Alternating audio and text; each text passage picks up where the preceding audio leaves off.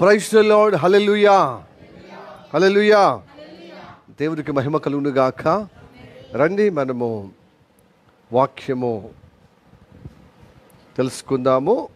రోమిలకు రాసిన పత్రిక 8వ అధ్యాయము 16వ వచనం, 16, 17.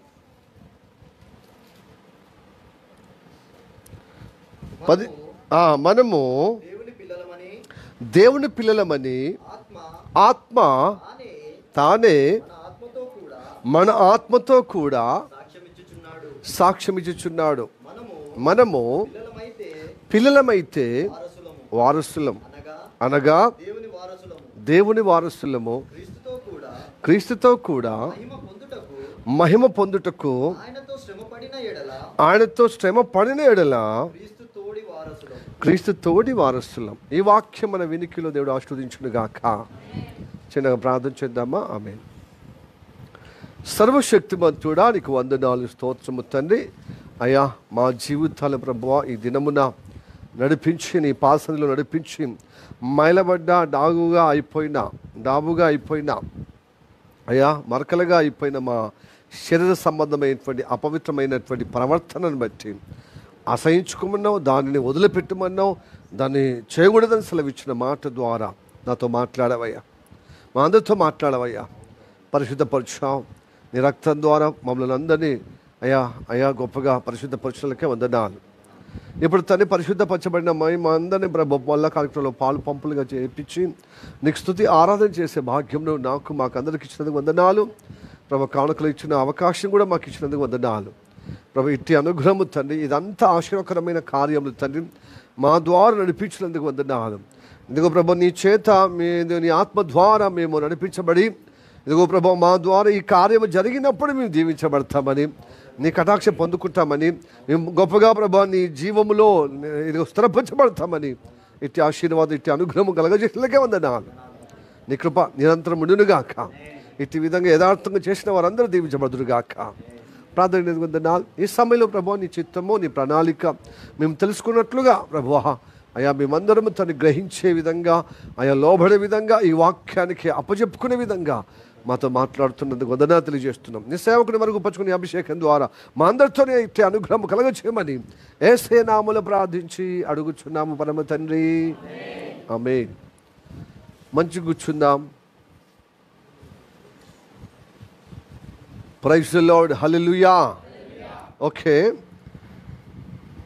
రోమా పత్రికలో ఉన్నటువంటి 8వ అధ్యాయము 16, 17 వచనములో మనము దేవుని పిల్లలము. ఎలా తెలుస్తుంది మనం దేవుని పిల్లలమని? దేవుని ఆత్మ చేత మన ఆత్మతో చెప్పిస్తుంది అన్నమాట, నిశ్చయత కలిగిస్తుంది.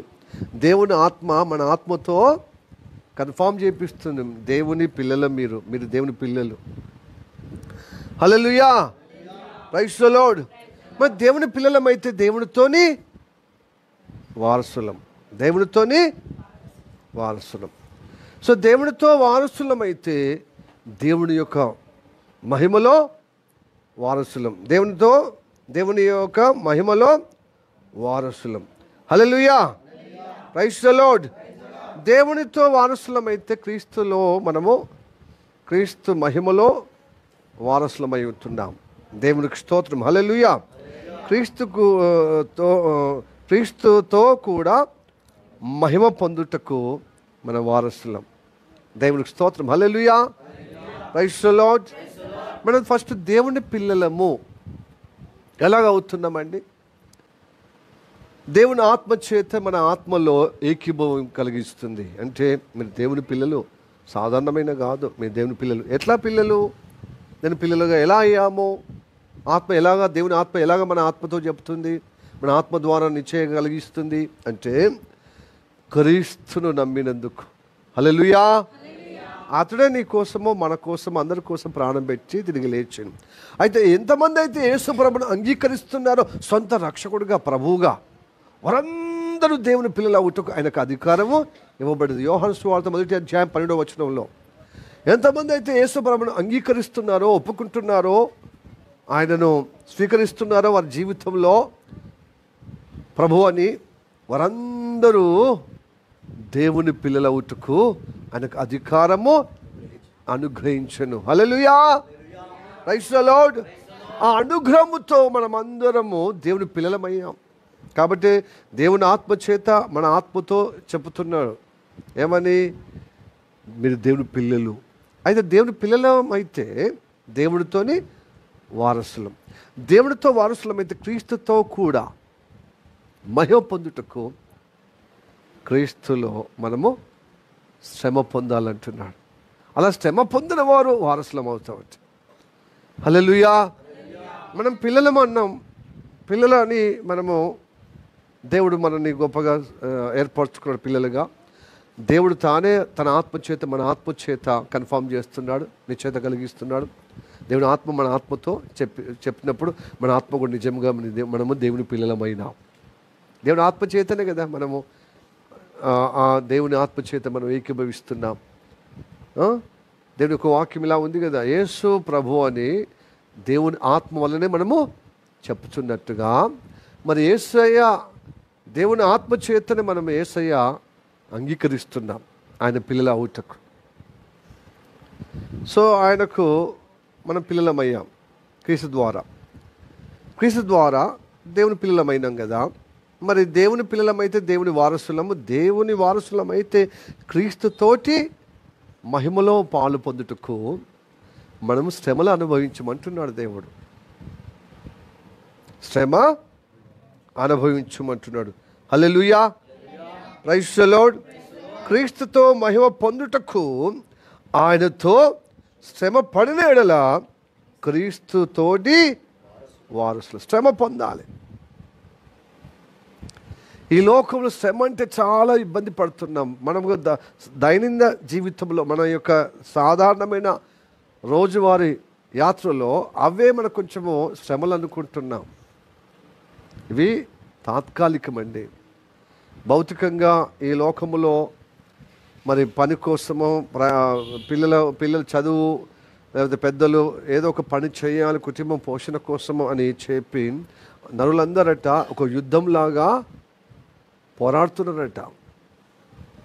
లోకమంతకు యుద్ధమే. ఏదో ఒకటి సాధించాలి, ఏదో ఒకటి చేయాలి, ఏదో ఒకటి నిరూపణ కావాలని నా ద్వారా కుటుంబం పోషింపబడాలి, మరి గొప్పగా స్థిరపరచబడాలని ఆరాటం కలిగి ఒక యుద్ధ సన్నద్ధులై మరి యుద్ధ ప్రాతిపదికంగా గొప్పగా ఏం చేస్తున్నారు, వేగరపడుతున్నారు, పోరాడుతున్నారు, యుద్ధంగా చేస్తున్నారు అనమాట.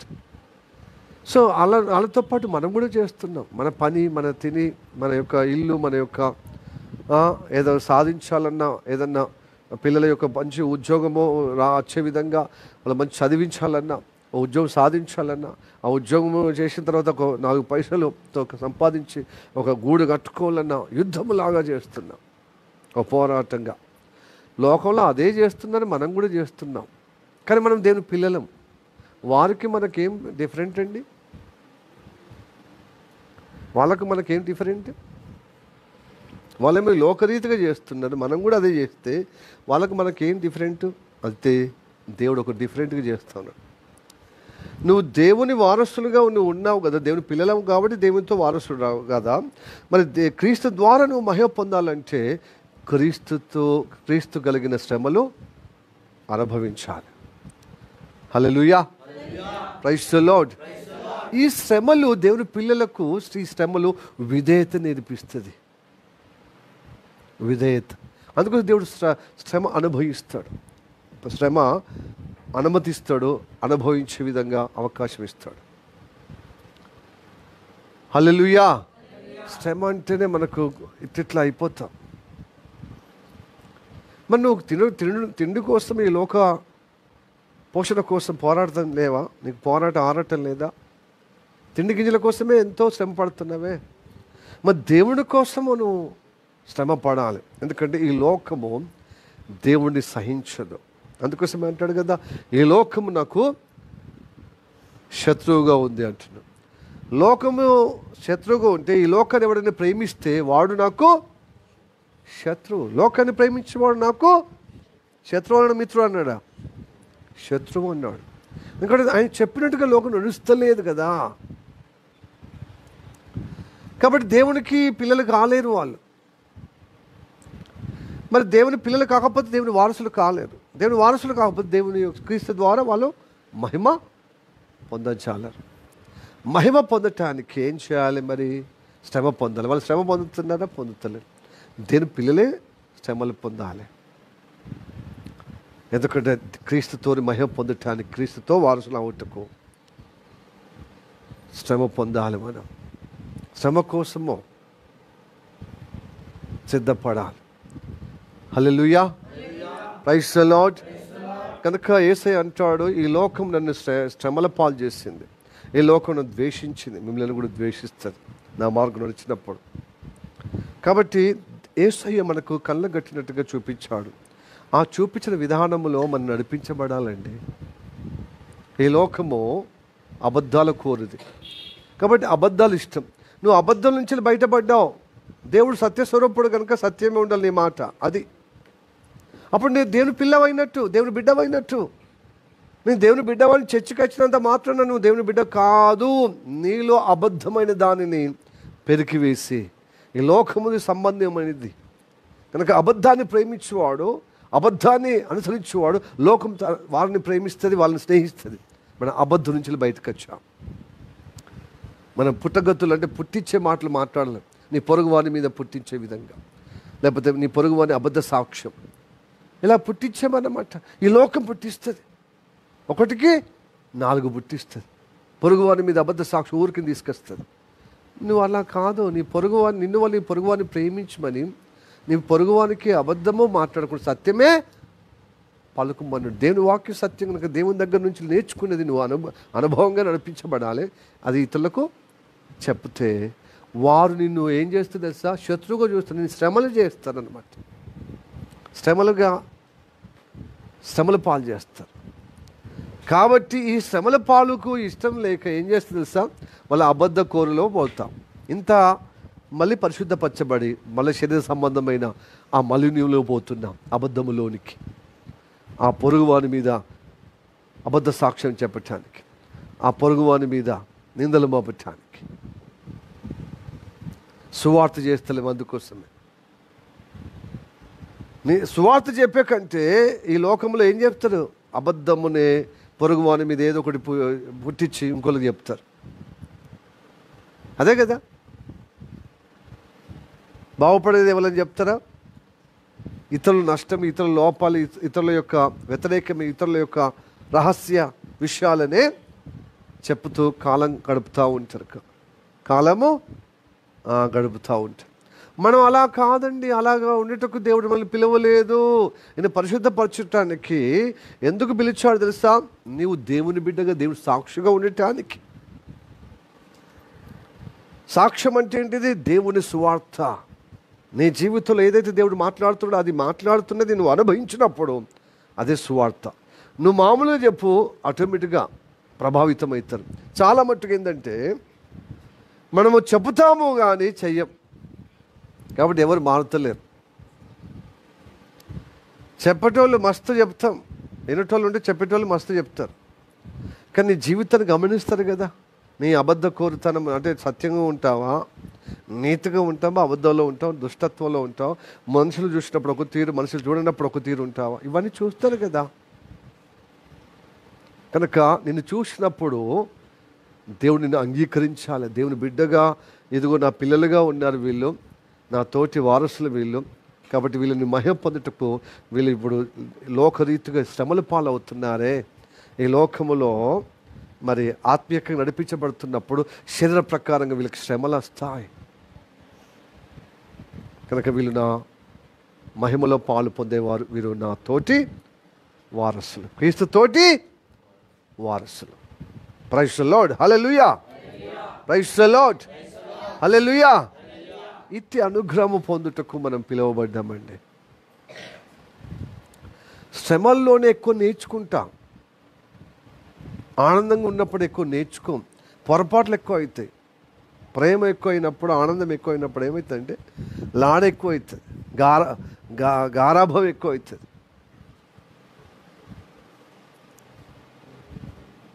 హల్లెలూయా. మనం ఒక అడవిలో ఉన్నటువంటి ఒక అడవి మృగం లాంటి వారం అన్నమాట. ఒకటేసారి తీసుకొచ్చినప్పుడు ఇంట్లో పెట్టుకుంటే చెప్పినట్టు తింటుంది అది. అంతకుముందు అది ఎట్లా పడితే అట్లా ప్రవర్తించింది. అది ఎవరిని కరవాలో, ఎవరిని సాధువుగా ఉండాలో, ఎవరి దగ్గర ఎట్లా ఉండదో దానికి తెలుసా. అది మొత్తం అందరినీ జంతువులను, తన తోటి జంతువులను అట్లనే కరుస్తుంది, మనుషులను కూడా అట్లనే కరుస్తుంది. దానికి ఏం తెలియదు, నియమములు, నిబంధనలు, పద్ధతులు ఏం తెలియదు. దాన్ని తీసుకొచ్చి కట్టేసినా అది వదిలిపెట్టదు. నువ్వు దగ్గర పోతే ఉంటుంది. దాన్ని నువ్వు ఏదైనా తిండి పెడితే తింటుంది మంచిగా, కానీ దగ్గరికి రానివ్వదు. అది ఆనిస్తుందండి. అప్పుడు నువ్వు దానికి నువ్వు యజమాడు కావాలంటే ఏం చేయాలి తెలుసా? ఇంట్లో పెట్టి కట్టేసి దానికి పస్తులు పెట్టాలి.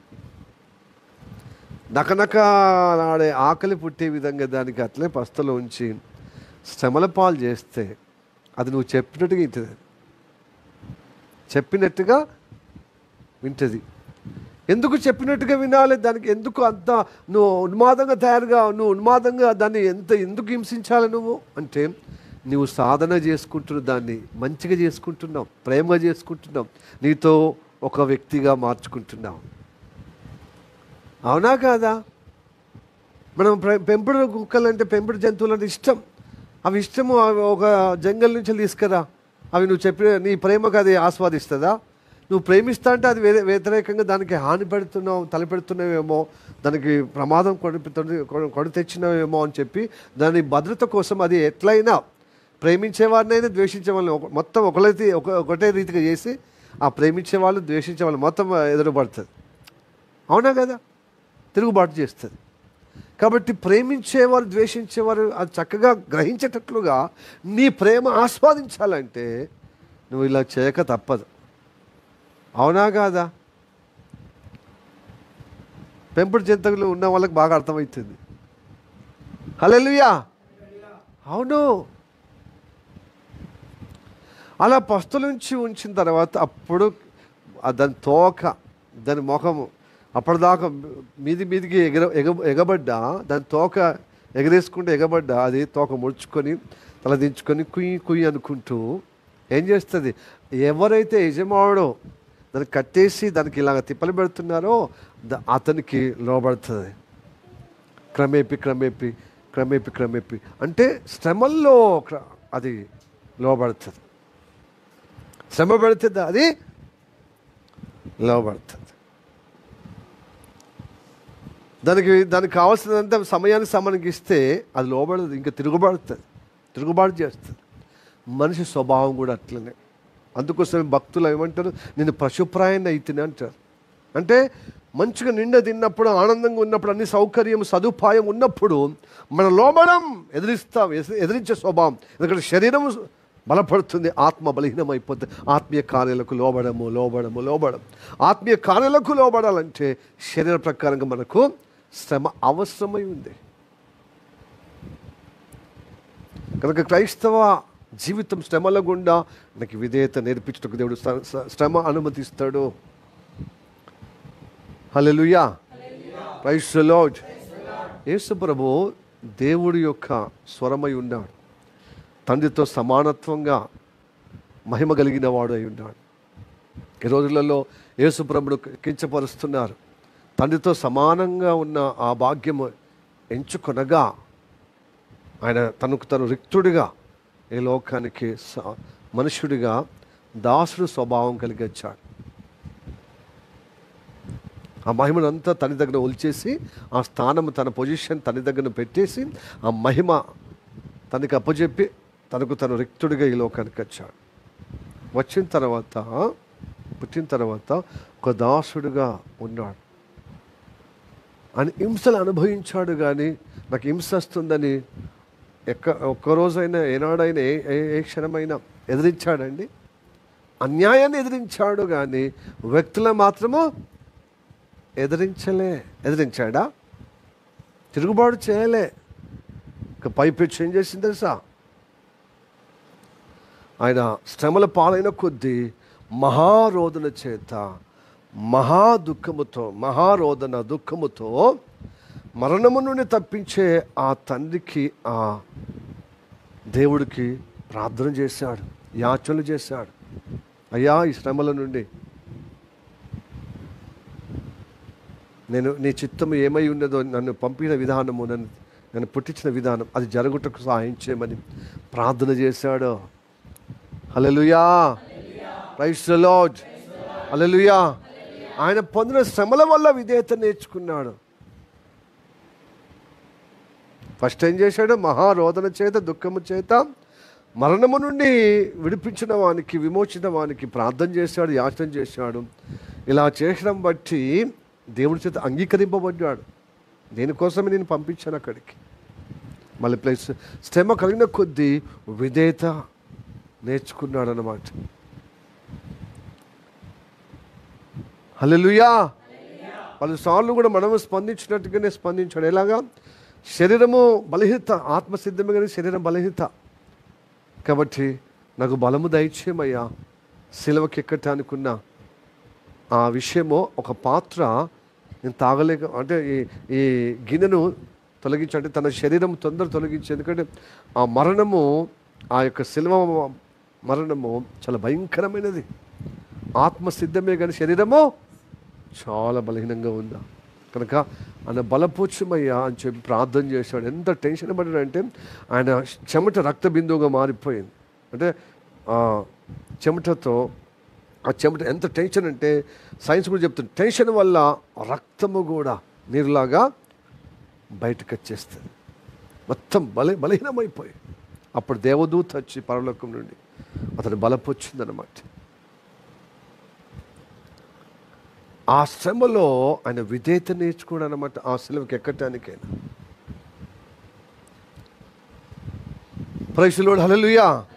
అలాగ విధేయత నేర్చుకున్నాడు కాబట్టి దేవుడు అతన్ని అంగీకరించాడు, కుమారుడుగా అంగీకరించాడు. మరి నువ్వు నేను దేవుని పిల్లలమైనప్పుడు, ఆయన కుమారుడు అయినప్పుడు, కుమార్తెలుగా అయినప్పుడు, మనకు వచ్చిన దుఃఖంను బట్టి, మరణం నుండి విడిపించిన వానికి మనం ప్రార్థన చేస్తూ, ఆయన చేత అంగీకరింపబడిన అనుగ్రహం పొందుకుంటూ, శ్రమ వచ్చిన కొద్ది విధేయత నేర్చుకొని ఆయన కృపలో ఎదుగుతున్నప్పుడు నిజంగా మనము పిల్లలం అవుతాం.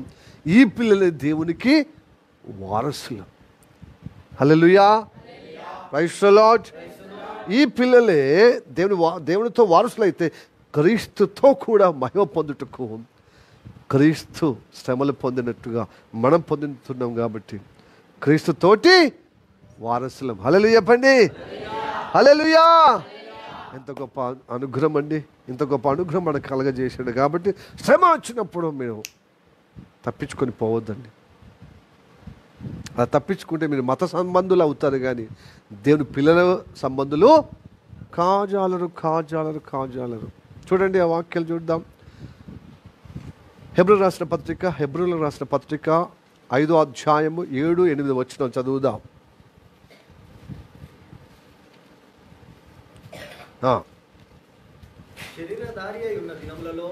శరీరధారి అయిన దినములలో మహారోదనముతోను కన్నీళ్లతోను తాను ఆ కన్నీళ్లతో మరణము నుండి రక్షించగలిగిన వానికి ప్రార్థనలను, యాచనలను సమర్పించి, ఆ భయభక్తులు చాలా ప్రాముఖ్యం, భయభక్తులుగా ఉన్నందున అది దేవుని చేత అంగీకరింపబడ్డాడు. దేని కొరకే కదా నేను పంపించాను భూమి మీదకి, దేని కొరకే కదా నేను మీకు రక్షించాను. నువ్వు ఇలా చేస్తే యేసయ్య అడుగు జల్లమని నడవాలి, భయభక్తులు ఉండాలి. కొంచెం శ్రమ కాగానే దుఃఖము, కన్నీళ్ళు విడిచినప్పుడు వాళ్ళని మందలిస్తే, నీదేమైందా, నాకు ఎంత శ్రమ ఉందో నీకు తెలుసా, ఇక పడపడపడ వస్తాయి అనమాట. ఆ కన్నీళ్ళు వస్తాయి, మాటలు వస్తాయి. భయభక్తులు కలిగిన విధానము రాదు. యాచనలు, ప్రార్థనలు చేసుకుంటూ ఇదిగో దేవుని యందు భయభక్తులు కలిగి ఉన్నాడు. అందుచేత ఆయన అంగీకరింపబడ్డాడు. ప్రియా దేని బిడ్డలారా, దుఃఖము ఎక్కువగా నువ్వు సలుపుతూ, ఆ దుఃఖము, ఆ వేదన, ఆ కన్నీళ్ళు చేస్తూ మరణము నుండి తప్పించేవానికి ఒక ప్రార్థన, యాచనలు చేస్తున్నాడు. చూడు, యాచన అంటే యాచించడం, అడగడం. ప్రార్థించడం ఇలా చేసినప్పుడు, అలా చేసుకుంటే భయభక్తులు కలిగి ఉంటే నువ్వు అంగీకరింపబడతావు. నీ భక్తి అంగీకరింపబడుతుంది, నీ ప్రార్థన అంగీకరింపబడుతుంది, నీ కన్నీలు అంగీకరింపబడుతుంది, నీ మహారోధన అంగీకరింపబడుతుంది. నువ్వు నా బిడ్డవని అంగీకరింపబడతావు. హల్లెలూయా, ప్రైజ్ ది లార్డ్. నా తోటి వారసుడమని అంగీకరింపబడతా. క్రీస్తు మనకు నమోడు చూపించాడు. ఈ నమోడును ఎందుకు మనం పాటిస్తలేము? ఎదురు వ్యక్తుల దగ్గరనేమో మస్తు కన్నీళ్ళు మున్నీళ్ళు, మొత్తం కన్నీళ్ళు ముక్కు అంతా కూడా అవుతుంది. ఆ కన్నీళ్ళ నుంచి వెళ్ళి ఆ ముక్కుల సారం నుంచి వెళ్ళి మొత్తం నోట్లకి దాకా కొందరు చెప్తా ఉంటారు, ఆ కాలే ఉండదు.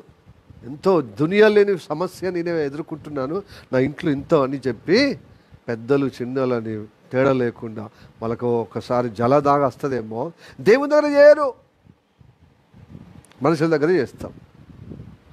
దేవుని దగ్గర చేయము, మనుషుల దగ్గర చేస్తే మనుషుల దగ్గర ఏమో కన్ఫర్మేషన్ వస్తుంది, నువ్వు నావాడివే నావాడి, అందరికి ఇట్లనే కష్టాలు, నువ్వు చెప్తున్నావు నేను చెప్తలేను అంతే. అనుకుండా మన అందరి రాతలకు అట్లే ఉన్నాయి, మన అందరి జీవితాలు అట్లే ఉన్నాయి. అసలు దేవుడు భూమి మీద ఎందుకు పుట్టించినేమో ఇన్ని కష్టాలతో. సరే, ఈ లోకరీతిగా సీత కష్టాలు సీతాయి, పీత కష్టాలు పీతాయి. పీత అని తెలుసు కదా, ఎందుకు ఇచ్చా? వాటి కష్టాలు వాటి మనకు, అట్లా మన కష్టాలు మనకు పురాణంలో ఉన్నాయి కదా అని చెప్పి ఒక్కొక్కరు అట్లాగా ఓదార్చుకో. కానీ దేవుని దగ్గర మొరపెట్టుకోరు. వాళ్ళు ఏమైనా మరణం నుండి కాపాడుతారండి? వాళ్ళ ముందట ఏడ్చుడు ఎందుకు? సానుభూతి పొందుకోవడం బాగా నేర్చుకున్నాం మనం. అంటే మతభక్తులే ఇష్టం, దేవుని యొక్క దృష్టికి అంగీకారం అవునట్లుగా దేవుని పిల్లలమని రుజువు, వారసులుగా ఉంటున్నామని ఒక నిశ్చయత, ఒక ఎక్కిల్ లేదు, మీకు విశ్వాసం లేదు. యూదుడు చూసినావా? యూదుడు భౌతికమైన యూదుడు ఆ గోడ దగ్గర, ఆ ఏడుపుల గోడ దగ్గరికి వచ్చి, అయ్యో నీ మాట వినకుండా నీ నడిపింపులో మేము చాలా వ్యతిరేకం చేశామని, ఎందుకు మేము విసురుగొట్టేలాగా అన్ని దేశాలు కలిసిపోయాం.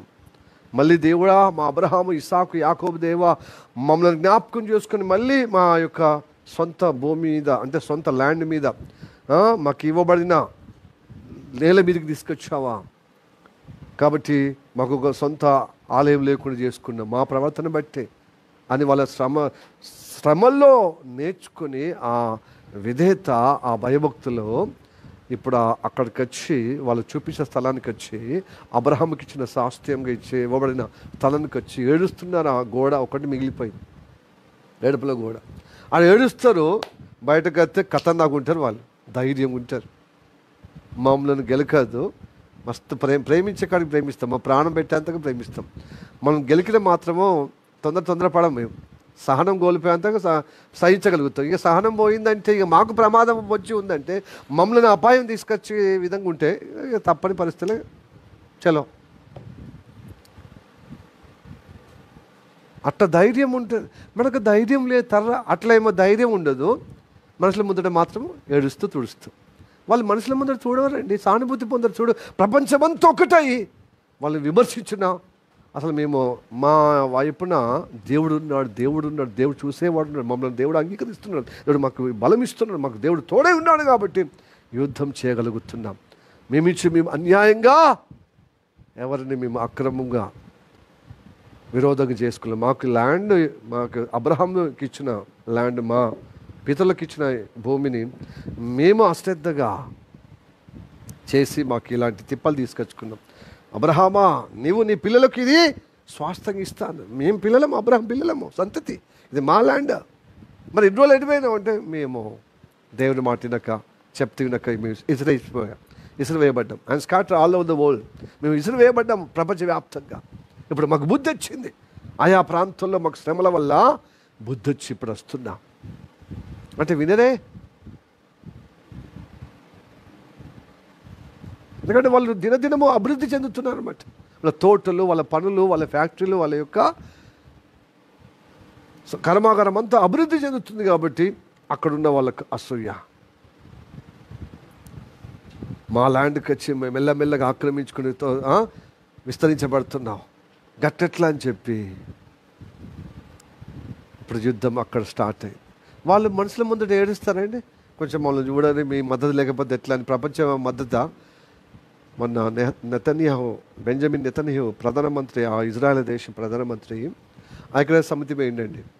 పోయి ఆయన నిలబడ్డాడు, ఆయన పిలిపించాడు అక్కడ. ఇప్పుడు మన మధ్యలో ఇజ్రాయెల్ దేశ ప్రధానమంత్రి నెతన్యాహు వచ్చి ఆయన దేశం కోసం మాట్లాడటానికి ఇప్పుడు మనం సమీపిస్తున్నప్పుడు ఆయన లేచిన వెంటనే అందరూ వెళ్ళిపోతా ఉన్నారు. ప్రపంచ దేశాలందరూ 196 లాగా 192 దేశాలు, సభ్య దేశాలు, ఆ యొక్క ఐక్యరాజ్య సమితిలో ఉన్నటువంటి దేశాలు ప్రతినిధులు వెళ్ళిపోతూ ఉన్నారు. వెళ్ళిపోయిన సైలెంట్ చూస్తున్నారు అనమాట. వెళ్ళిపోతేంది ఉంటేంది నాకేంది. న్యాయమైన విషయం చెప్పటానికి నేను ఉంటున్నప్పుడు మీకు అర్థమవు కాకపోతే అది నాకు కాదు, మీకు. మా దేవుడైతే మాకు తోడై ఉన్నాడు. మాకు రుజువులు ఉన్నాయి. మేము అన్యాయము ఎవరికి నేను చేయలేదు, కావాలని ఎవరితో యుద్ధము చేయలేదు, కయ్యం పెట్టుకోలేదు. ఎదుగో వాస్తవాలు ఇవి నేను చూపిస్తే మీకు వినిపించుకోవటానికి మనసు లేదు, చూడటానికి మీకు ఇబ్బంది అవుతుంది. వెళ్ళిపోండి, నేనేం చేయాలి.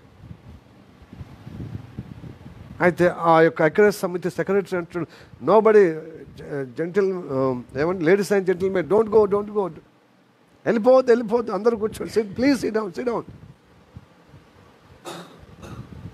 లిసన్, ఆయన ఏం చెప్పబోతున్నాడు మనం విందామన్నా కూడా వెళ్ళిపోతాం. నేను చెప్పే విషయం ఏంటంటే, వాళ్ళు మనుషుల ముందు ఏడవరు, వాళ్ళు దేవుడి సన్నిధిలో ఏడుస్తున్నారు. వాళ్ళు ఇంక యేసయ్యను నమ్ముకోలే. మనం నమ్ముకున్న యేసయ్య మార్గములు నడిపించబడుతున్నాము. యేసయ్య మనుషుల ముందు ఏడిచిందా అండి? కానీ మనం మనుషుల ముందు ఏడుస్తున్నాం సానుభూతి పొందటానికి. ఇలా ఖచ్చితంగా ముక్కుసూటిగా చెప్తున్నాం కాబట్టి పాస్టర్ దగ్గర చెప్పుకోం. పక్కలతోని, మన బంధువులతోని, మన స్నేహితులతోని, మనకు మన తోటి కొలీగ్స్తోని పంచుకుంటా. దానివల్ల మీకు ఏం వస్తుందండి? దైవ అనుగ్రహం వస్తుందా? హల్లెలూయా, ప్రైజ్ ది లార్డ్. దేవుడు మీరు అంగీకరించాడు కదా. క్రీస్తు పద్ధతిలో నువ్వు లేవు, క్రీస్తు వేరుగా నువ్వు దేవుని బిడ్డ కాజాలవు. ఎంతమంది అయితే ఆయన అంగీకరిస్తారో, ఆయన నడిపింపు అంగీకరిస్తారో, ఆయన విధానం అంగీకరిస్తారో, ఆయన వ్యక్తిత్వం అంగీకరిస్తారో, ఆయన జీవిత కాలములో ఈ శరీరధారిగా అవతరించి నడిచిన అది అంగీకరించడం అన్నమాట. ఆయన కేవలం పేరే అంగీకరించడం కాదా. మనం అంటే యేసయ్యను అంగీకరించినాం, ఇంకెన్నిసార్లు అంగీకరించాలి అంటే ఆయన విధానం అంతా అంగీకరిస్తేనే అంగీకరించినట్టు. నోటితోనేమో అంగీకరిస్తున్నావు, చేతుల్లో మాత్రం ఆయన నడిచిన విధానం నీ చేతుల్లో మాత్రం అంగీకారంగా అవుతలేదు, తెలుసా?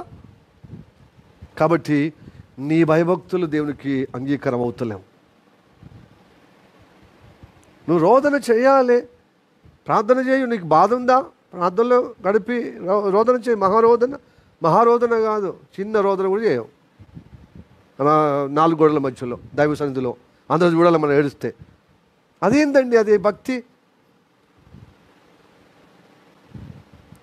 నువ్వు నీ ఒంటరిగా దేవుని తలుచుకొని దేవుడు చేసిన మేలును బట్టి నీ జీవిత విధానము నువ్వు ఏ విధంగా దేవునికి యథార్థంగా దాని లోటుపాటును బట్టి ఏడువు, దేవుడు సహాయం చేస్తాడు, అంగీకరిస్తాడు. ఇలాంటి భక్తి ఉండాలి నీకు నాకు. అందరి ముందడేమో ఏదో బాధ పోగొట్టుకున్నట్టుగా ఉంటాం, దైవ సన్నిధిలో ఏమో వేషనట్టుగా ఉంటాం. అదేంటి అంత ఉల్టా పల్టా? నువ్వు అందరి ముందటేమో ధైర్యంగా ఉండాలి, ఏ లోటు లేకుండా. నువ్వు గంజలీలు తాగినా, నువ్వు పచ్చడి మెతుకులతో తిన్నా గంభీరంగా ఉండాలి, బిర్యానీతో తిన్నట్టు. తొనకద్దు. ఎందుకు? మన యొక్క బాధలు, మన లోటుపాట్లు చెప్తే ఏమైనా తీర్చేటోళ్ళ అచ్చటోళ్ళ? చెప్పండి వస్తుందా? లేనిది రాదు, ఉంది పోదు. నీ సమస్య పోతుందా? ఉండదు, సమస్య పోదు. ఆ సమస్య విడుదల రాదు, సమస్యకు జవాబు రాదు. ఎందుకు చెప్పడం అండి? క్రైస్తవ జీవితం అంటేనే శ్రమ. ఎందుకంటే ఈ తాత్కాలికమైన శ్రమ, ఈ శ్రమను బట్టి నీకు విధేయత నేర్పిస్తున్నాడు. విధేయత వస్తుంది. ఈ శ్రమను బట్టి నీకు భయభక్తులు కలిగిన జీవితము దేవుని చేత అంగీకరింపబడుతుంది. ఈ శ్రమను బట్టి మహిమ పొందుకుంటున్నావు రానున్న కాలంలో, మహిమలో. అందుకొరకే దేవునితో యేసుక్రీస్తుతో మహిమ పొందుకుంటే యేసుక్రీస్తుతో వారసుడు అవుతాం. అంటే ఆయన ఊరికిన మహిమ పొందుకున్నాడా? ఆయన శ్రమ పడ్డాడు కాబట్టి మహిమ పొందాడు. ఆ శ్రమలలో మహిమ పొందాడు కాబట్టి, ఆ శ్రమను బట్టి మహిమ పొందాడు కాబట్టి ఆయన వారసుడైన దేవునికి వారసుడు, దేవుని కుమారుడిగా. హల్లెలూయా చెప్పండి. మనం కూడా దేవుని పిల్లలుగా ఆయన వారసులుగా ఉండాలి. మన శ్రమను అనుభవంగా తీసుకోవాలి. 8వ వచనం చదువుదాం. ఆయన కుమారుడై ఉండి, చూడు ఆయన కుమారుడై ఉండి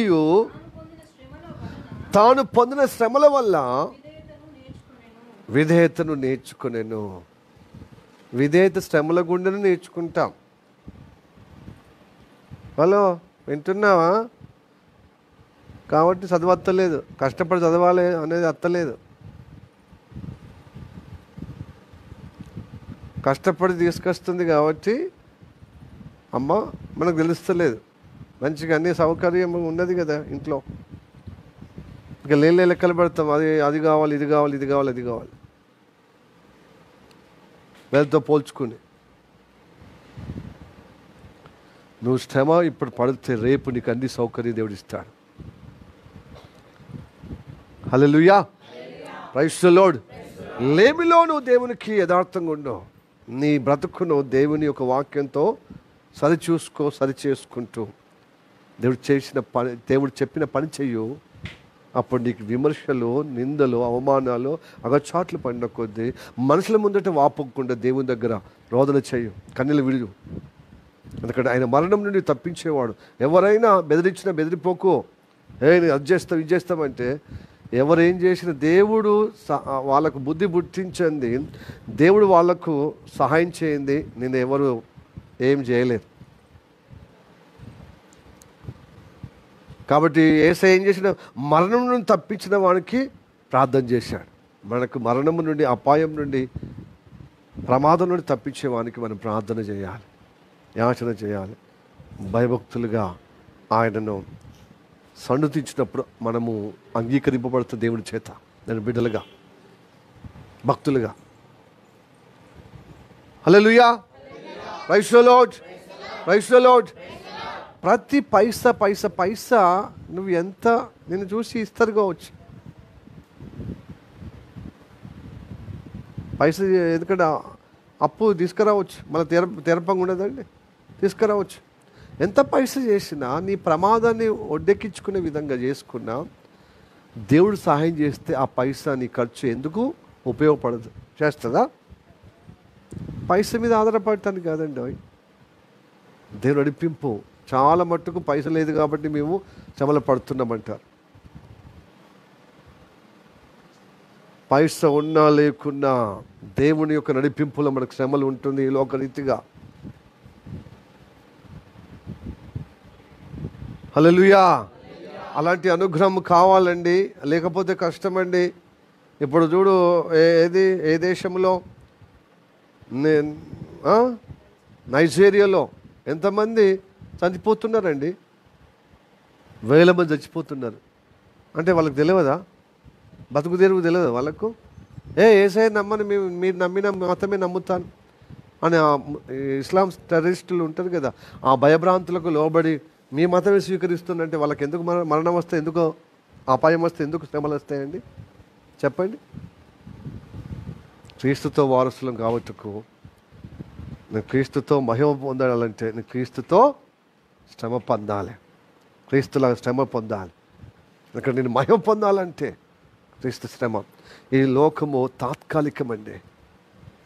నువ్వు భయపడినంత మాత్రం బస్సులో గొప్పగా అగ్ని ప్రమాదం జరిగింది, వాళ్ళు భయపడినంత మాత్రం ఆ అగ్ని కాలకుండా ఆపిందండి వాళ్ళను?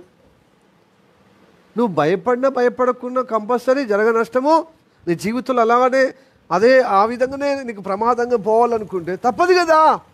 అదే ధైర్యంగా ఎదుర్కొంటే ఆ క్రీస్తు నామ నిమిత్తము మీకు గొప్ప మహిమ ఉంటుంది. పరలోకంలో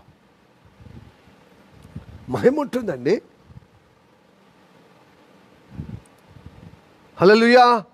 అందరిని బట్టి అన్నాడు అనమాట, నా నామ నిమిత్తం పోగొట్టుకున్నవాడు కాపాడుకుంటాడు, ప్రాణాన్ని కాపాడుకున్నవాడు పోగొట్టుకుంటాడు. ఇది నేర్చుకోవాలి. సుఖభోగాలుగా బాగా అనుభవిస్తున్నాం మనం. ఈ సుఖము పనికిరాదు, నిన్ను లాడు చేస్తుంది, నిన్ను గారాబం చేస్తుంది, ఈ లోకంలో కలిపజేసే విధంగా ఉంటుంది. నామకార్థ క్రైస్తవుడుగా చేస్తుంది, మత విశ్వాసగా చేస్తుంది. తప్పితే నీలో దేవునితో వారసులుగా చేయదు, నడిపించదు. నీ జీవన విధానం ఉండదు. ఇంకా రానున్న కాలంలో భయంకరమైన శ్రమలో ఎదుర్కోవటానికి ఉంది. నీ జీవితము, నా జీవితం ఎలాగా? హల్లెలూయా. విధేయత నేర్చుకోకపోతే, రోదన నేర్చుకోకపోతే, కన్నీళ్ళ అంగలార్పణ నేర్చుకోకపోతే మన జీవితంలో విజయం లేదండి. విజయం లేదు. దేవుని చేత అంగీకరింపబడం, దేవుని యొక్క నామంలో మహిమ చూడలేమో. దేవుడికి స్తోత్రం. హల్లెలూయా. ఏదో కొన్ని ఆచారాలు చేసి కొంతమంది ఏం చేసి తెలుసా, ఈ శ్రమలకు ఎందుకు, ఈ బాధలు ఎందుకు అని చెప్పి మతపరంగా అడ్జస్ట్ అవుతున్నారు. మతపరంగా చర్చికి పోవాలి, పాటలు పాడాలి, ఎప్పుడో తోచినట్టు పోవాలి, లేకపోతే లేదు. రెగ్యులర్గా బైబిల్ చదవాలా, రెగ్యులర్గా ప్రార్థన ఉండాలా, రెగ్యులర్గా సువార్త చెప్పాలా, రెగ్యులర్గా ఉపవాస ప్రార్థన ఉండాలా, వారం ఒక్కసారన్నా ఎందుకు ఉండాలి, ఎప్పుడో మనకు తోచినట్టుగా అని చెప్పినప్పుడు నువ్వు మతపరంగా అయిపోతావు. చూడండి, గళితులకు రాసిన పత్రిక 6వ అధ్యాయం 12వ వచనం.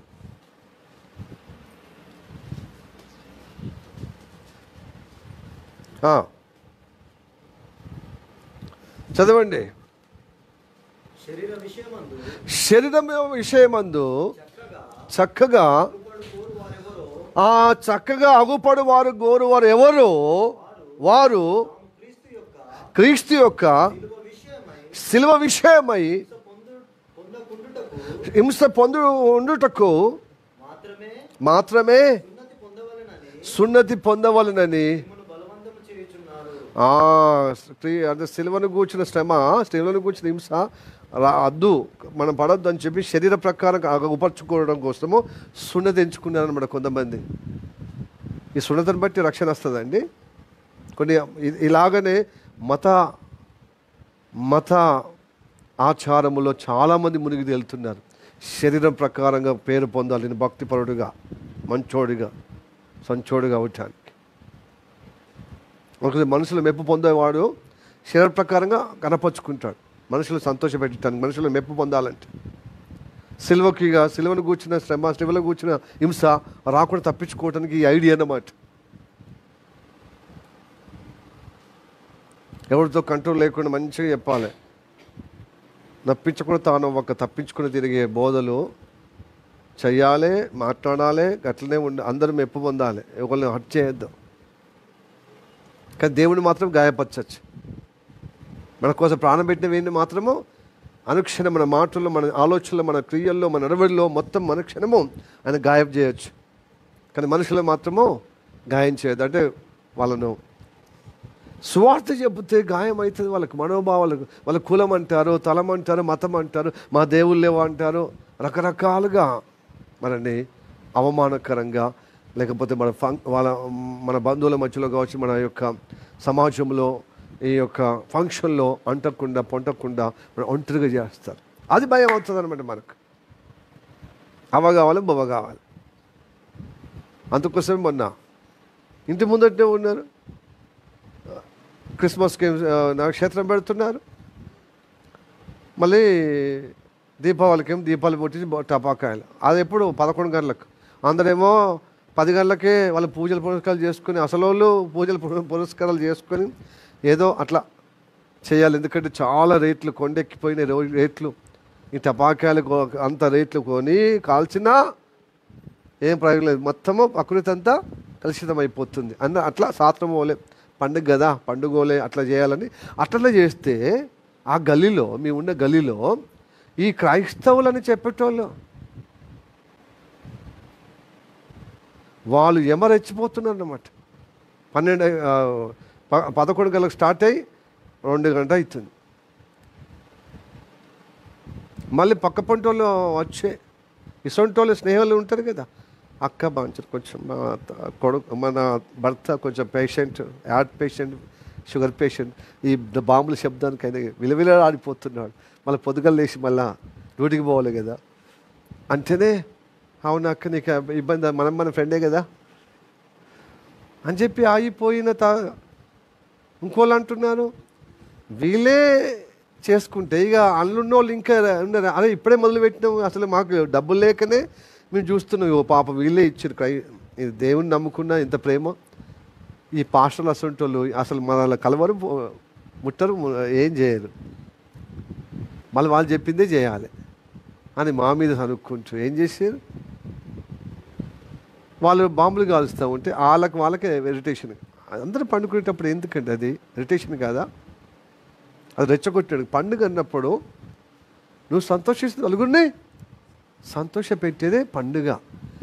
నీవు రెచ్చగొచ్చి ఇతరులను బాధపరుస్తూ, ఇతరులు దుఃఖపరుస్తూ, ఇతరులు గాయపరుస్తూ, ఇతరులు ఇబ్బంది చేయడం ఏంటిది? నువ్వు సువార్త చెప్తేనే నీ మనోభావాలు దెబ్బతింటున్నాయి అన్నప్పుడు బాంబుల శబ్దంతో ఇబ్బంది కాదా? చెప్పండి. ఏ ఇబ్బందులు కావు, ఇవి ఇబ్బందులు కావు. కానీ మనుషుల యొక్క మరి బాంబులు అంటే ఇలాంటి బాంబులు, ఇలాంటి క్రాకర్స్ కలిస్తే కలుషితం అంతా వాతావరణం చేంజ్ అయిపోయి మొత్తం శ్వాసకోశ ఇబ్బంది అవుతుంది, మనుషులకు ఇబ్బంది అవుతుంది అని చెప్పినా ఈ కొంతమంది మతము యొక్క జాడ్యం పొందుకున్న వారు ఏం చేస్తారు సార్, మా హిందూ మతం మీద, మా మతం మీద, మా పండుగల మీద దాడులు చేస్తారు. అంటే దాడులు కాదు, అర్థం చేసుకోవాలి. ఇప్పుడు ఢిల్లీలో బాంబులు ఆల్రెడీ అక్కడ మంచు, ఈ చలికాలంలో మంచు ఎక్కువ అయిపోయి ఈ కాలుష్యం, వాహనాల యొక్క కాలుష్యం పొగ అంతా అయిపోయి దుమ్ము దులిపోయి మొత్తము ప్రాణ సంఘటన అయిపోయింది అక్కడ మనుషులకు. ఇంకా బాంబులకు ఇంకా ఎక్కువ అయిపోయింది అనమాట. ఇప్పుడు వాళ్ళు ఏం చేశారంటే ఆర్టిఫిషియల్గా ఏరోప్లేన్ నుంచి వెళ్ళి కృత్రిమంగా మేఘాలు తయారు చేసి దాని మీద హెలికాప్టర్లతోని ఏరోప్లేన్లతోని వాటర్ అక్కడి జల్లితే బ్లాస్ట్, అది ఆ మేఘాల మీద పడ్డ వాటిని బ్లాస్ట్ చేసి దాని నుంచి వెళ్ళి పిండినట్టుగా వర్షం పడుతుంది. అది అయితే అది ప్రకృతి కూడా వినాశనం అంటది రాను. కొన్ని నాలుగే మంది పెడితే ఉన్న నాలుగే పోయినట్టుగా అయిపోతుందట. సో ఇలాగా కృత్రిమ మేధస్సు చేస్తూ ఉన్నారనమాట. వాటిని ఆధారం చేసుకుంటున్నారు ఈ ప్రకృతిని ఖరాబ్ చేసి. నేను ఏమంటున్నానంటే పండుగ అంటే సంతోషం అట్లా, కానీ మనము కూస్తున్న కొమ్మను మనమే నరుక్కున్నట్టుగా చేయొద్దు, మనమే ఖరాబ్ చేసుకునే విధంగా ఉండొద్దు. సంతోషం అయితే హిందువులు సంతోషంగా గడపడం మంచిది, వాళ్ళు నమ్ముతున్నారు, వాళ్ళకి ఆ విధానము. ఈలో రోగం ఏమొచ్చిందండి క్రైస్తవులకు? నువ్వు దేవుని బిడ్డవా దయ్యం బిడ్డవా?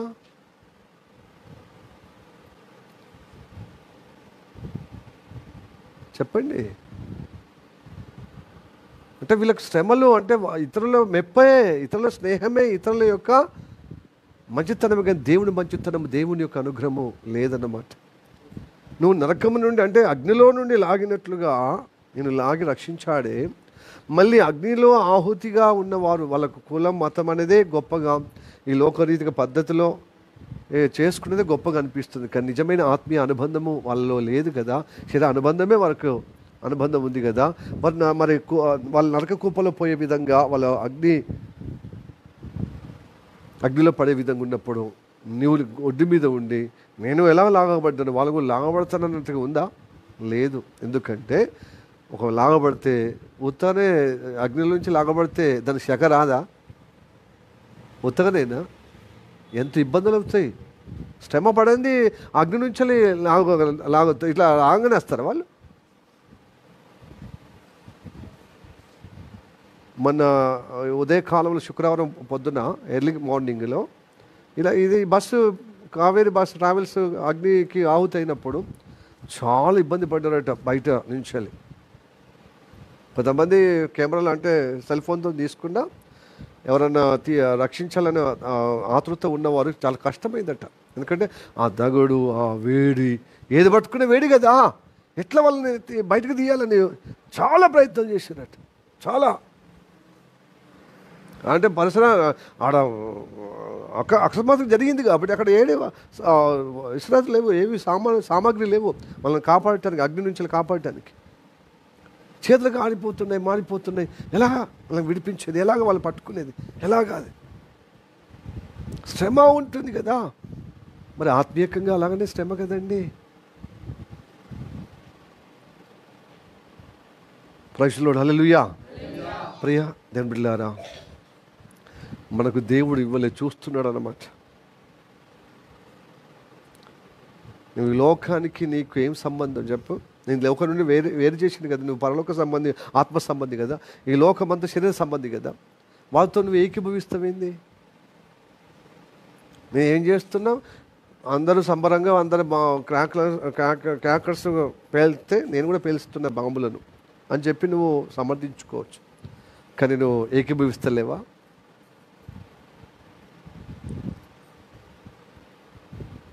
ఇలా ప్రతిదీ ఇలా జరుగుతుంది.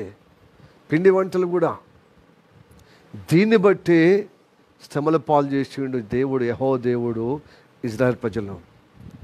ఆకాశరాణి అని చెప్పి ఆ దేవతను పూజిస్తూ అన్యుల మిగతా అశ్షూరు రాజ్యంలో పూజిస్తున్నటువంటి ఆకాశరాణి దేవతను తీసుకొచ్చి ఈ యెహోవా ఉన్నటువంటి పరిశుద్ధ స్థలంలో ఈ దేవతను కూడా పెట్టి ఆ దేవత కట్ట పిండి వంటలు చేయటానికంటే కొడుకులేమో కర్రలు ఎరకడానికి వేరట, కట్టెలు ఎరకటానికి, తండ్రి ఏమో పొయ్యి రాజబెడుతుందట, పొయ్యి అంటిస్తారట, తల్లి ఏమో పిండి విసుకుతుందట. ఇట్టి నా ప్రజలు నాకు అంటే నాకు వేరుగా నా పరిశుద్ధ స్థలాన్ని ఇంకా దేవతను తీసుకొచ్చి దేవుణ్ణి కానీ బొమ్మల విగ్రహం తీసుకొచ్చి పెట్టారు. నాకు రోషం కలిగిన దేవుడును ఇంతటి హేయమైన కార్యంలో ఎలా తట్టుకునేది అంటున్నాడు. కొన్ని సంవత్సరాల నుంచి, కొన్ని దశాబ్దాల నుంచి ఇలాగనే చేస్తున్న ఇజ్రాయెల్ ప్రజలు. అందుకోసమే నేను బబులోనికి పంపిస్తున్నాను. శ్రమల గుండా వాళ్ళు నేర్చుకోవాలి విధేయత. అశ్షూరుతో ఆ యొక్క పద్ధతులు నడుస్తున్నాయి. వాళ్ళ దేవతలను నమ్ముతూ అనుసరిస్తున్నారు. నేను చేసిన అద్భుతమైన కార్యము, ఐగుప్తుల్లో శ్రమలో ఉన్న వాళ్ళని నేను విడిపించాను నా బాహుబలముతో. నేను ఎర్ర సముద్రం నుంచి నడిపించాను. ఎడారి అరణ్యములో పాములు, తేళ్ళు, భయంకరమైనటువంటి ముళ్ళ పొదల నుంచి నేను కాపాడి నడిపించాను. అలాంటి సమయంలో కూడా నేను చేసిన మేలు ఉపకారం జ్ఞాపకం చేసుకొచ్చుకోకుండా, కృతజ్ఞత లేకుండా అన్ని దేవతలు అయిపోయారు.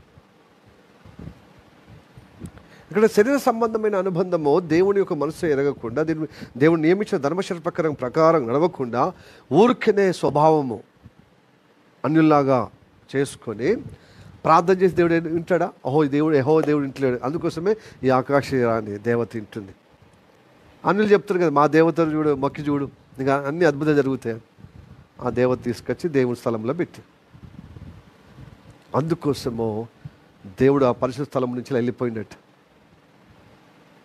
ఇలాంటి వాతావరణం తీసుకొచ్చినప్పుడు హేయమైన కార్యం, మనుషులు కల్పించిన దేవతలు, మనుషులు సృజించిన దేవతలు, మనుషులు కల్పించిన పద్ధతులు దేవుని పద్ధతిలో ఏకీభవించారు, దేవుడు కలిపారనమాట. సో వేరు చేటుకు ఈ ప్రాంతం వీళ్ళని బట్టి ఇది శ్మశానముగా, ఎడారిగా, నిర్జీవ స్థలముగా మార్చి ఐగుప్తు నుంచి తీసుకురాబడ్డ వీళ్ళ కృతజ్ఞత లేని ఈ ఇజ్రాయెల్ ప్రజలు, ఈ యూదులను బబులోనుకు పంపించారు అనమాట. ఎందుకంటే బబులోను శ్రమ, ఇక్కడ స్వతంత్రంగా బ్రతికేది వాళ్ళకి అర్థమవుతలేదు కాబట్టి అక్కడ బానిస బ్రతుకులు బ్రతికే విధంగా, చెరపట్టే విధంగా ఆ బబులోను రాజు దయాదాక్షం లేని క్రూరులు, దయాదాక్షం లేని వాళ్ళు కనుక వాళ్ళ యొక్క అధికారంలో ఉంటే వాళ్ళకు విధేయత వస్తుంది.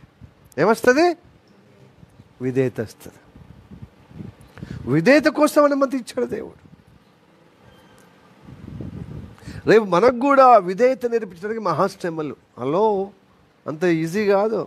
ఇట్లాంటి గాయద స్వభావాన్ని బట్టి భక్తి చూసినప్పుడు ఒక తీరు, చూడనప్పుడు ఒక తీరు, ఇంటున్నప్పుడు ఒక తీరు, మందులో ఉన్నప్పుడు ఒక తీరు, చర్చకి వచ్చినప్పుడు ఒక తీరు, ఒంటరిగా ఉన్నప్పుడు ఒక తీరు, పాస్టర్ ముందు ఒక తీరు, పాస్టర్ లేనప్పుడు ఒక తీరు, విశ్వాసం ముందు ఒక తీరు, పాస్టర్ ఒంటరిగా ఉన్నప్పుడు ఒక తీరు. ఇవన్నీ చూస్తున్నాడు దేవుడు.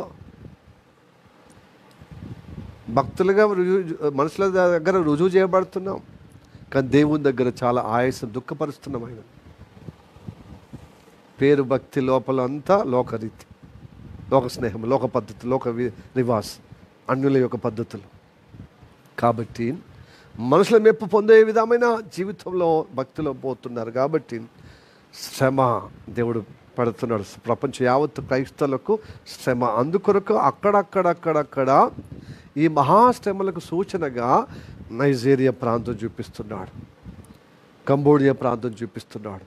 మన దేశంలో కూడా సువార్త చేస్తే జైల్లో పెడుతున్నారు, హింసిస్తున్నారు, భౌతిక దాడులు చేస్తున్నారు. ఇవి కనబడుతున్నాయి, అక్కడ ఇక్కడ కనబడుతున్నాయి. అవి వినబడుతున్నాయి, మనకు గగ్గోలు అవుతున్నాం. అయ్య బాబోయ్, ఇప్పుడే పరిస్థితి ఇట్లా ఉండదంటే రేపు ప్రతి ఒక్కరి జీవితంలో ఎదుర్కొంటారు మహాశ్రమలు. అంటే సాధారణమైన శ్రమల కంటే ఇంకెక్కువ మహారోదన, అంటే మామూలు ఏడుపు కాదు, ఇంకా ఏడుపు. అదే అందుకోసం మహారోదన అన్నాడు. ఇప్పుడు శ్రమలు కాకుండా మహాశ్రమలు, దానిలో ఎదుర్కోవటానికి ఎందుకు దేవుడు అనుమతిస్తున్నారు సార్? నీకు విధేయత, సంపూర్ణ విధేయత కలిగటానికి. ఎందుకంటే క్రీస్తు తోటి వారసుడిగా నీకు చేయటానికి. శ్రమల ద్వారా క్రీస్తుతో వారసుడిగా అయినప్పుడు క్రీస్తు తోడి మహిమ పొందుకుంటా. అలా చెప్పండి, హల్లెలూయా, ప్రైజ్ ది లార్డ్, హల్లెలూయా. విధేయత కావాలి, దేవుని వాక్యానికి లోబడాలి. చెప్పడం కాదు, ఎవరైనా చెప్తారు. విధేయత కావాలి. ఆ విధేయత, ఉపవాస ప్రార్థన విధేయత. ఎంతమంది ఉపవాసం చేస్తున్నారండి? మరి విధేయత వస్తుందా? స్వామి కార్యం కోసం ఉపవాసం ఉంటున్నారా? స్వయంగా మీకోసం ఉపవాసం ఉంటున్నారా? స్వకార్యం, స్వామి కార్యం కోసం, స్వకార్యం కోసం అంటే మీకోసం చేసుకుంటున్నారా? ఇది కావాలి, అది కావాలి. వాక్యానికి లోబట్టేట్టుగా ఉపవాసం చేయాలి. చిత్తం నెరవేర్చబడాలి, నీ పోలికలో నడిపించబడాలి, నడిపింపులో నేను ఉండాలి. అది ఉపవాస ప్రార్థన. అది దేవుడు కోరుకునే ఉపవాస ప్రార్థన. యెషయా అంటాడు, మీరు మీ దేహం ఆయాసం చేసుకునేది ఉపవాసం ప్రార్థన. అది మీ దృష్టికి కావచ్చు, కానీ నా దృష్టికి ఉపవాసం అంటే అని కొన్ని క్వాలిటీ చెప్పాడనమాట. కాడిమ్రాను మోకులు, కాడి విరగొట్టుడు, కాడిమ్రాను మోకులు విప్పుటయే, ఇంకా బాధింపబడిన వారిని విడిపించుటే అని ఏర్పరిచిన ఉపవాసం. ఇంకా దిక్కులేని వారికి ఏం చేయాలి? ఆహారము, ఆకలిగా ఉన్న వారికి ఆహారం ఇవ్వాలి. దిక్కులేని వారికి సహకారంగా ఉండాలి. వస్త్రహీనంగా ఉన్న వాళ్ళు వస్త్రం ఇచ్చుకుంటూ, అది భౌతికంగా ఇచ్చుకుంటూ, ఆత్మీయంగా దేవుని మాటల చేత వాళ్ళకు ఆదరణ, ఊరట, ఆదరణ కలిగే విధంగా, భరోసా కలిగే విధంగా, బలపొచ్చే విధంగా ఉండాలి. ఇదే కదా దేవునికి ఇష్టమైన ఉపవాసం. హల్లెలూయా. ఉపవాసం ఉండి వాదలాడుతాడు, ఉపవాసం ఉండి దెబ్బలాడుతాడు, ఉపవాసం ఉండి కలహించుకుంటున్నాడు, ఉపవాసం ఉండి వ్యాపారం చేస్తాడు, ఉపవాసం ఉండి పని చేస్తాడు. ఉపవాసం ఉన్నాక ఉపవాసం ఉండి పని చేయమన్నాడు దేవుడు? చెప్పక్క అక్కలు. ఈరోజు ఉన్న పాస్టర్ ఉన్నా మరి ఉంటే మరి ఎంతసేపు గడిపినాము దేవుళ్ళు అంటే, ఈరోజు అక్క రమ్మన్నది, అందుకోసం పోయినా అక్కడికి. మా సార్ రమ్మన్నాడు, అందుకోసం పోయినా. మనిషి కోసం హక్కులు చెప్తుంది. అది ఉపవాసం ఎందుకైతే మీ దేహం ఆయాసపరుచుకున్నారు, పస్తులున్నారు మీరు. ఉపవాసం డ్యూటీ చేయడము ఏంటిదండి? ఆ డ్యూటీ మనసులో పట్టదు, ఇది మనసులో పట్టదు. మొత్తం ఎక్కడ లేకుండా ప్రభువా నీకు ఇంత ఉపవాసం ఆయాసం చేసుకుని నీకు కనికరం లేదయ్యా అంటాం. సమస్యలు పడిపోతాం కదా, చక్కెర వచ్చి కొంచెం కళ్ళు తిరిగి కదా. ఈ ఇంకోళ్ళు అయితేనేమో ఆపద ఉన్నప్పుడే ఉపవాసాలు వస్తాయి, ఆపద అయిన తర్వాత తప్పించుకోపోయిన తాబేలు మురలాగా ఉంటుంది కదా. అభిషేక్ లాంటి వాళ్ళు అవకాశం, ఎంత స్వార్థం చూడు. అవకాశవాదిగా సమస్య ఉన్నప్పుడే దేవుడు గొప్పగా పొద్దున వచ్చింది, సాయంత్రం వచ్చింది ఉపవాస ప్రార్థన. ఇప్పుడు ఆపద తీరిపోయింది, ఇక ఏమున్నది, ఇక ఉపవాసం ఇది. రేపు పెళ్ళంతో తోముడు అయితే అప్పుడు మళ్ళీ ఉపవాసం వస్తుంది. అంతే. మీకు అంటున్నారా? మీకు ఎక్కడి నుంచో ఎక్కడనో ఒక శోధన మీకు రాకపోదు. ఆ శోధనలో మీకు విధేయత నేర్పిస్తాడు. ముందే చేస్తలేదు కదా. మీకే ఇంత జ్ఞానం ఉంటే దేవునికి ఎంత ఉండాలి చెప్పండి. హల్లెలూయా. మీరు ఇట్లా చేయండి, మీకు భాగస్వాములు ఎట్లా దొరుకుతారో చూడండి. మీరు ఇట్లా చేయండి, అత్తలారా కోడలు ఎట్లా దొరుకుతారో చూడండి. అందరిని భయపెడుతుంది దేవుడు. పాస్టర్ దేవుడేమో కానీ పాస్టర్ దేవుడైనా కరికరిస్తాడు కానీ భక్తుడు పూజారి మాత్రం అట్లుంది ఇప్పుడు. అట్లాగా దేవుని వాక్యం అలాగా ఇప్పటి మీరు యథార్థంగా ప్రార్థన చేయండి, మంచిగా అనుకూలంగా మీకు తలలో నాలుకలాగా దొరుకుతారు. భాగస్వాములు కావచ్చు, కోడళ్ళు కావచ్చు, అల్లులు కావచ్చు. అట్లాగా మీరు చేసిన భక్తిని బట్టి వస్తుందండి. హల్లెలూయా. నేనంటలేనండి, శ్రమల గుండా మీకు విధేయత కలిగిస్తున్నాడు. చూడండి, కీర్తనకారుడు చెప్పాడు. కీర్తన అయిపోయింది ఇక. కీర్తన 119వ కీర్తన 67.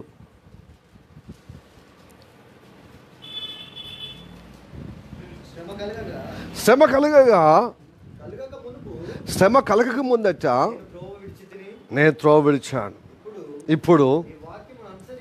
ఇప్పుడు నేను వాక్యాన్ని అనుసరించి అబ్బా, శ్రమ కలగక ముందేమో వాక్యం లేదు, దేవుని బాట లేదు. శ్రమ కలిగిన తర్వాత ఇప్పుడు వాక్యం దారిలో పడ్డాడు, వాక్యం అనుసరిస్తున్నాడు, దేవుని మార్గంలో నడిపించబడుతున్నాడు. వింటున్నారా? మీరు ఇట్లనే చేస్తారు. ఘోరమైతే అద్మానం జీవితాలు. ప్రేదంలో ఎవరి బిడ్డలారా, హలో అభిషేక్ షేక్ అవుతావు. ఇది అయిపోలే, వస్తున్నది ముసళ్ళ పండుగ. రానున్న కాలంలో క్రొకడైల్స్ ఏమంటారు? ముసళ్ళ పండుగ.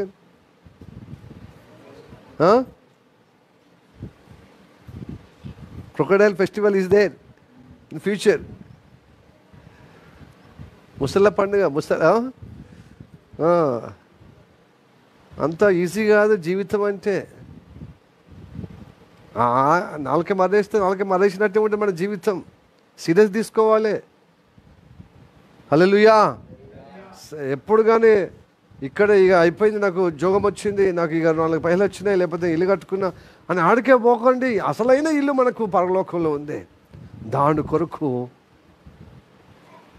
నీవు దేవుని బిడ్డగా, వారసుడిగా యేసయ్య మార్గం నడిపించబడుతున్నప్పుడు నీకు వచ్చిన శోధ, నీకు వచ్చిన కష్టము, అది నీకు విధేయత నేర్పించడానికి, నీకు భక్తి నేర్పించడానికి, భయభక్తులుగా దేవుని చేత అంగీకరింపజేయటానికి, ఆ రోదన, ఆ వేదన, ఆ కన్నీళ్ళు నేను పరిపూర్ణ పరిశుద్ధురాలుగా, మరి పునీతురాలుగా చేయటానికి, పవిత్రురాలుగా చేయటానికి.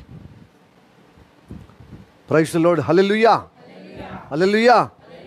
కనుక ప్రియదేవులారా, దేవుని యొక్క వాక్యం లోబడటానికి, సమస్తం సమకుడి మేలు కోసం, నీకు మేలు కోసం చేయటానికి శ్రమ అనుమతిస్తుంది. కనుక నేను ఉత్తపుణ్యానికి నేను శ్రమల పాలు చేయటానికి కాదు, శ్రమ వస్తేనే లోబడతా.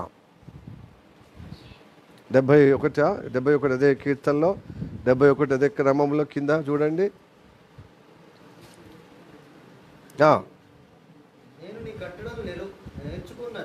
నేను నీ కట్టడాలు నేర్చుకున్నట్లు శ్రమ ఉంది ఉండుటకు నాకు మేలాయను. అది హల్లెలూయా. దేవుని కట్టడాలు నేర్చుకోవటానికి శ్రమ ఉండుట మేలైంది. శ్రమ వల్ల నీకు మేలు ఎందుకు అంటే కట్టడాలు నేర్చుకోవటానికి, వాక్యం నేర్చుకోవటానికి, వాక్యములో విధేయత నేర్చుకోవటానికి. కాబట్టి శ్రమలు వస్తున్నాయి. కాబట్టి దేవుని బిడ్డలారా, మీకు శ్రమలు వస్తున్నాయి కాబట్టి దేవుడు నాకు కలిసి వస్తలేదు, సాహసమో కలిసి వస్తలేదు, సంఘాలు మారినంత మాత్రం, సాహసం మారినంత మాత్రం మీ జీవిత విధానం కాదు. ఎక్కడ వెళ్ళినా ఇదే వాక్యం ఉండాలి. ఒకవేళ ఏ వాక్యం ఉన్నా మళ్ళీ నువ్వు లోకంలో మత భక్తుడిగా అవుతావు, నామకర్త క్రైస్తుడిగా అయిపోతావు. సంఘాలు మార్చినంత మాత్రాన, సాహసం మార్చినంత మాత్రాన, గుంపులు మార్చినంత మాత్రాన వాక్యం మారదు, బైబిల్ మారదు. పాస్టర్లు మార్చుకున్నంత మాత్రాన వాక్యము, దేవుడు ప్రణాళిక మారదు, అభిషేకం మారదు. హల్లెలూయా. పెద్ద బిల్డింగ్లో పోయినంత మాత్రాన, అధిక సంఖ్యలో పాలు పొందినంత మాత్రాన, తెల్ల బట్టలు వేసుకున్నంత మాత్రం, నగలు తీసేసినంత మాత్రాన పోదు. దేవుడు వాక్యము చేత నువ్వు గొప్పవాడిగా అవుతావు, వారసుడిగా అవుతావు, నువ్వు పిల్లలుగా అవుతావు, దేవుని చేత అంగీకరింపబడతావు. నువ్వు వాక్యాలు కట్టడం నేర్చుకోవటానికి శ్రమల వల్ల, శ్రమ పడుట నాకు మేలవుతుంది, మేలు కోసమే జరిగిస్తున్నాడు. కాబట్టి యేసయ్య చూపించిన మార్గంలో మనం నడిపించబడటానికి సిద్ధపడదాము. మనసులో మెప్పు కంటే దేవుని మెప్పు పొందటమే అది శిరోదాయకమని, దేవుని వాక్యాల చేత మనం స్థిరపరచబడాలని, అప్పుడే దేవుని వారసులుగా అవుతాం. దేవుని పిల్లలైన వారము దేవునితో వారసులం. దేవునితో వారసులైతే క్రీస్తుతోటి మహిమ పొందటానికి క్రీస్తు యొక్క శ్రమలయందు వారసులం కావాలి. అప్పుడే క్రీస్తుతో వారసులం అయిపోతాం. హల్లెలూయా, ప్రైజ్ ది లార్డ్. శ్రమ అనగానే మనం దూరం అయితే అసలు క్రీస్తుతో వారసులము కాజాలము. క్రీస్తుతో వారసులు కాకపోతే క్రీస్తుతో మహిమ పొందలేము. కనుక ఆయనలో మనం పాలు పొందితే ఆయన సింహాసనం మీద పాలు పొందుతాం, ఆయన మహిమలో పాలు పొందుతాం, ఆయన ఆశీర్వాదంలో పాలు పొందుతాం. ఓకే, ఆయన మేలుతో పాలు పొందుతాం, ఆయన వెలుగుతో పాలు పొందుతాం, ఆయన జీవంలో పాలు పొందని శక్తిలో పాలు పొందుతాం, ఆయన విజయంలో పాలు పొందుతాం. హల్లెలూయా, ప్రైజ్ ది లార్డ్. ఈ వాక్కుల చేత దేవుడు మనల్ని దీవించి నడిపించును గాక. ఆమేన్. తలలు వంచి కళ్ళు మూసుకొని ప్రార్థన చేద్దాం.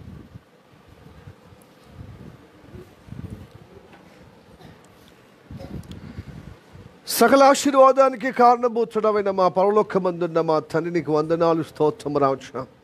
నీ బిడ్డలు యథార్థంగా విన్నవారైతే తండ్రి ప్రభా, నిన్ను ఎంతమంది అయితే యేసయ్యా, ఎంతమంది అయితే యేసు ప్రభువునని, యేసయ్య నా కోసం మా కోసం ప్రాణం పెట్టిన గొప్ప ఎదుగో మృతుని గెలిచి లేచిన రక్షకుడని ఎవరైతే నమ్ముతున్నారో, అంగీకరిస్తున్నారో వారందరూ దేవుని పిల్లలు అవుటకు నీకు అధికారం ఇవ్వబడ్డదయ్యా, అనుగ్రహింపబడ్డదయ్యా. కనుక క్రీస్తుతోని వారసులు అనగా అయ్యా, క్రీస్తు ద్వారా ప్రభువా దేవుని పిల్లలు అవుతున్నారయ్యా. ఆత్మ తానే దేవుని ఆత్మ మన ఆత్మతో చెబుతున్న విధానము, దేవుని పిల్లలము, మేము దేవుని పిల్లలము.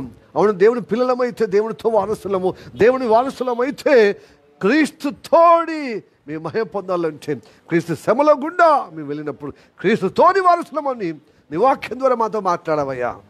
అట్టి అనుగ్రహం కలుగటానికి ప్రభువా, శ్రమ ఎందుకు వస్తుంది? దేవుని పిల్ల అవుతే సరిపోతుంది కదా, దేవుని వారసులు అవుతున్నాం కదా. క్రీస్తుతోని మహిమ పొందటానికి ఇంకేంటిదంటే క్రీస్తుతో మహిమ పొందాలంటే, క్రీస్తుతోటి మహిమ పొందాలంటే, క్రీస్తుతో కూడా మహిమ పొందాలంటే క్రీస్తుతో శ్రమ పొందాలని నీ వాక్యం ద్వారా మాతో మాట్లాడడం. శ్రమల వల్ల మేము అయా భయభక్తులు కలిగి మేము అంగీకరింపబడతాం. మహారోదన చేత, కన్నుల చేత, మరణం నుండి కాపాడిన వారికి మేము ఆధారపడతామయ్యా. ఎదుగో ప్రభు లోబడతామయ్యా. ప్రార్థన చేసినప్పుడు, భయభక్తులు కలిగి ప్రార్థన చేసినప్పుడు తండ్రి చేత మేము అంగీకరింపబడతాం. నీ భక్తులుగా, నీ బిడ్డలుగా తండ్రి. అదొకటే కాదు ప్రభువా, శ్రమ వల్ల ప్రభు స్తోత్రం, విధేయత నేర్చుకుంటాం. నీ కుమారుడై ఉన్నా కూడా ప్రభు శరీరధారిగా అవతరించినప్పుడు అయ్యా మాకందరికీ మాదిరిగా చూపించావయ్యా. అలాంటి మార్గములో నడిపించబడుతున్నప్పుడు తండ్రి నీ కట్టడాలు ప్రభు నేర్చుకునే విధంగా శ్రమ పొందుట మాకు మేలవుతుందని ప్రభు భక్తుడు చెప్పినట్టుగా అలాంటి మాకు మేలు చేయటానికే ప్రభా మీకు శ్రమ అనుభవించమంటున్నావయ్యా. శ్రమ గుండా వెళ్ళటకు ఇదిగో సాహసించమంటున్నావయ్యా. అలాగా ఆ శ్రమల గుండా వెళ్ళేటప్పుడు మహారోదనతో, కళ్ళతో దానికి ప్రార్థన చేయి, మరణమును తప్పిస్తాడు. అప్పుడే నువ్వు దేవుని యందు భయభక్తులు కలిగిన విధేయత ఉన్నవారి దేవుడు చేత అంగీకరింపబడతాం. ఆ శ్రమల గుండా నువ్వు విధేయత నేర్చుకునే వారుగా అవుతావు. అందుకోసం ప్రభు స్తోత్రం. శ్రమ కలగక ముందేమో నేను ఎదుగు ప్రభా నీ త్రోవ తప్పి తిని నీ వాక్యము కోల్పోయాను. నీ వాక్యానికి అవిధేయత శ్రమ కలగటం వలన అయ్యా నీ మార్గంలో నిలబడే విధంగా, నీ వాక్యానికి లోబడే విధంగా ఏదో ప్రభు నీ కటాక్షం పొందుకునే అనుగ్రహం పొందుకున్నానని అయ్యా కీర్తనకారుడు చెప్తున్నాడు. అయ్యా శ్రమకు ముందేమో త్రోవ తప్పాడు, శ్రమ కలిగినప్పుడు త్రోవలో నిలబడ్డాడయ్యా. నీ వాక్యానికి లోబడ్డాడయ్యా, నీ వాక్యాన్ని అనుసరించాడయ్యా. అట్టి అనుగ్రహం కలగటకే ప్రభు మాకు ఈరోజు మాతో మాట్లాడేందుకు వదన్నా. నీ సేవకుడితో కూడి వచ్చిన అందరితో ప్రభు శ్రమల గుండా నడిపించబడుతున్నప్పుడే నీ వ్యక్తిత్వంలో, నీ రూపంలో, నీ వారసత్వంలో అయ్యా, నీ మహిమలో, నీ పోలికగా ప్రభు అయా స్తోత్రము తండ్రి నీ వారసుడిగా ఉండగలుగుతామని నీ వాక్యం ద్వారా మాతో మాట్లాడేందుకు వదన్నా. నీ కృప నియంత్రణమునుగాక. అట్టి అనుగ్రహము దయచేయమని, ఆ శ్రమతో ప్రభు ఏదైనా ఎదుర్కొంటామని ప్రభు స్తోత్రము తండ్రి. ప్రభు స్తోత్రము తండ్రి. ఈ లోకం నాది కాదు, నేను ఉండబోయే దానికోసం నేను ఆత్మీయ సంబంధిని కనుక, మత సంబంధి కాదు కనుక, మత సంబంధమైనటువంటి ఆచార పద్ధతుల నుండి నేను విడుదల పొందుకొని జయించాలి కనుక ప్రభు నేను ఆత్మ సంబంధి అయితే సిలువకు కలిగిన హింస నేను అయ్యా కాంప్రమైజ్ కాకుండా నాకు ఎదురవుతున్నప్పుడు అదే అంగీకరించి ఎదుర్కొనుటకు సహాయం చేయమని ప్రార్థన చేస్తాను. నీ సాక్షిగా, నీ బిడ్డగా, నీ వారసుడిగా, నీ ఇదిగో ప్రభు, నీ పిల్లలుగా ప్రభు, నీ మహిమలో పాలు పొందే విధంగా శ్రమతో కూడిన అటువంటి వారసత్వం మా జీవితంలో కలుగుటకే ప్రభు మాతో మాట్లాడేందుకు వద్దన్నా నీ కృప నియంత్రణుడు ఉండుగాక. మా శరీరం ప్రాణమాత్మ నీకు అప్పచెప్తూ ఈ వాక్యాన్ని అనుగుణంగా మా జీవితంలో సరపరచుమని, తద్వారా నువ్వే ఘనతమై ప్రభావాలు పొందుకుని సాధన సిగ్గుకరంగా ఇదిగో ప్రభు నీకు మహిమార్థంగా మీ మరింతగా ఆశ్చర్యకరంగా నీ మహిమలో చేర్చే విధంగా కృప చూపెట్టమని యేసయ్య నామములో ప్రార్థించి అడుగుచున్నాము పరమ తండ్రి. Amen, amen, amen. Praise the lord. Hallelujah.